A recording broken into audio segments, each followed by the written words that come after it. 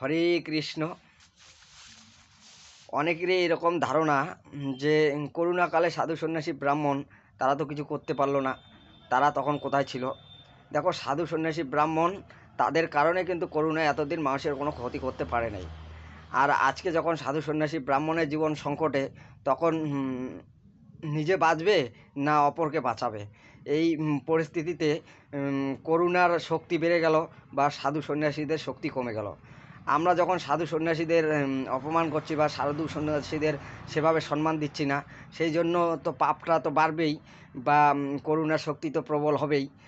এই যে করোনাকালে যে ডাক্তার যে নিয়ম নীতিগুলা সাধারণ জনগণের মধ্যে প্রচার করেছিল, এই নিয়ম নীতিগুলা সাধু সন্ন্যাসী ব্রাহ্মণদের চাইতে কিন্তু আরও ভয়ানক ছিল। সাধু সন্ন্যাসী ব্রাহ্মণ তো সাধারণভাবে তারা বলছে যে যেখানে সেখানে খাওয়া যাবে না বা শুদ্ধ খাবার খাও, আমিষ ত্যাগ করো, নিরামিষ খাবার খাও। সাধু সন্ন্যাসী ব্রাহ্মণরা তো এই জিনিসগুলা প্রচার করছে, কিন্তু ডাক্তারের যে পরামর্শ ছিল লকডাউনের সময়, যার বাড়িতে করোনা হয়েছে তাকে তো ছোঁয়া যাবে না, তার বাড়িতে ঢোকা যাবে না, তার বাড়ির কারোর সাথে মেলামেশা করা যাবে না। তাদের নিয়মগুলো তো আরও ভয়ানক ছিল। তা যখন মানে করোনা ঢুকে পড়ছে, তখন কিন্তু এরকম একটা বিপদ শুরু হয়ে গেছে যে ডাক্তাররাও সমস্যার মধ্যে পড়ে গেছিলো।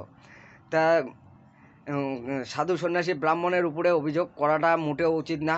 সাধু সন্ন্যাসী ব্রাহ্মণ তারা অনেক আগের থেকেই জানে যে মানুষের মধ্যে এরকম একটা প্রভাব পড়বে, তাই তারা করোনাকে আটকাবার জন্যে এই মানুষের মধ্যে এই প্রচারগুলো চালাচ্ছে যে নিরামিষ খাবার খাও, যাত্রার সাথে মেলামেশা করা যাবে না, যেখানে সেখানে খাওয়া যাবে না, এই প্রচারগুলো করছে।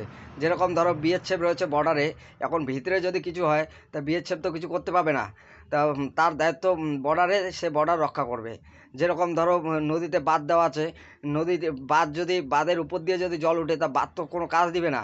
আর যদি মনে করো যে নদীতে যদি বাঁধ দেওয়া আছে, সেখানে যদি ইঁদুরে গর্ত করে বা সেখানে যদি শিয়ালে গর্ত করে সে বাঁধ যদি মেরামত করা না হয়, সে বাঁধ ভেঙেও তো ভিতরে জল ঢুকতে পারে, তাহলে বাঁধটা তো অকার্য নয়। এই জিনিসগুলোকে বুঝতে হবে। তাই সাধু সন্ন্যাসী ব্রাহ্মণদের উপরে কোনো মিথ্যা অভিযোগ করবেন না।